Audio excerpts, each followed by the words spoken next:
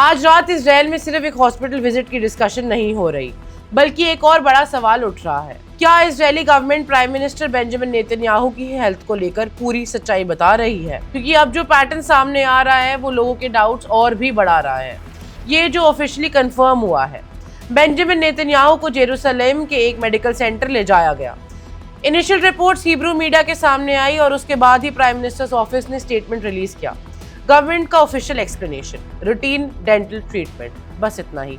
लेकिन कंट्रोवर्सी यहाँ से शुरू नहीं होती, क्योंकि ये वही हॉस्पिटल है जहाँ नेतन्याहू का रिसेंटली ट्रीटमेंट हुआ था after he publicly revealed that he had gone through surgery for an early stage malignant prostate tumour. Netanyahu ने बाद में क्लेम किया कि उन्होंने इलनेस पब्लिक के सामने इसलिए नहीं बताई क्योंकि war time concerns and possible Iranian propaganda चल रहा था। और अब एक और hospital visit, same medical centre, limited details, और नेचुरली स्पेकुलेशन फिर से एक्सप्लोड हो गया। सोशल मीडिया पर कई यूजर्स ने सवाल उठाना शुरू कर दिया, अगर सब रूटीन है तो इन्फॉर्मेशन पहले से ओपनली क्यों नहीं दी गई? क्रिटिक्स का कहना यह है कि नेतन्याहू की हेल्थ को लेकर ट्रांसपेरेंसी कंसिस्टेंटली लिमिटेड रही है। पिछले कुछ सालों में उनका pace maker procedure, hernia surgery और प्रोस्टेट ट्रीटमेंट सब पब्लिकली स्क्रूटनी का सब्जेक्ट बन चुके हैं। इसी वजह से लेटेस्ट हॉस्पिटल विजिट ने इंस्टेंटली ऑनलाइन थ्योरीज को फ्यूल कर दिया है।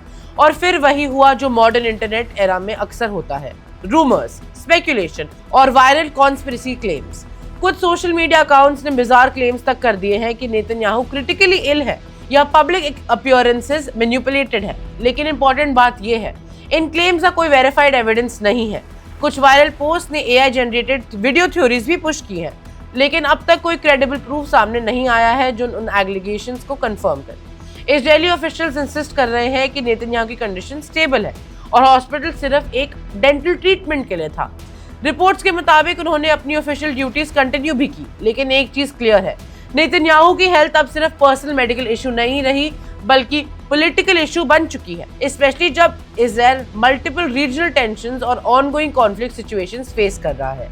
ऐसे वक्त में पब्लिक ट्रस्ट और लीडरशिप विजिबली बहुत इंपॉर्टेंट होती है, और जब इंफॉर्मेशन डिलेड या इनकम्प्लीट लगती है तो स्पेकुलेशन ऑटोमेटिकली बढ़ता है। अभी तक ऑफिशियली कोई एविडेंस नहीं है कि नेतन्याहू किसी इमीडिएटली लाइफ थ्रेटनिंग कंडीशन में है, लेकिन repeated medical visits, past undisclosed treatment और गवर्नमेंट कम्युनिकेशन को लेकर क्रिटिसिज्म, ये सब मिलकर ट्रस्ट डेफिसिट क्रिएट कर रहे हैं। और इसी वजह से इजराइल में डिबेट अब सिर्फ नेतन्याहू की हेल्थ पर नहीं बल्कि गवर्नमेंट ट्रांसपेरेंसी पे भी हो रही है।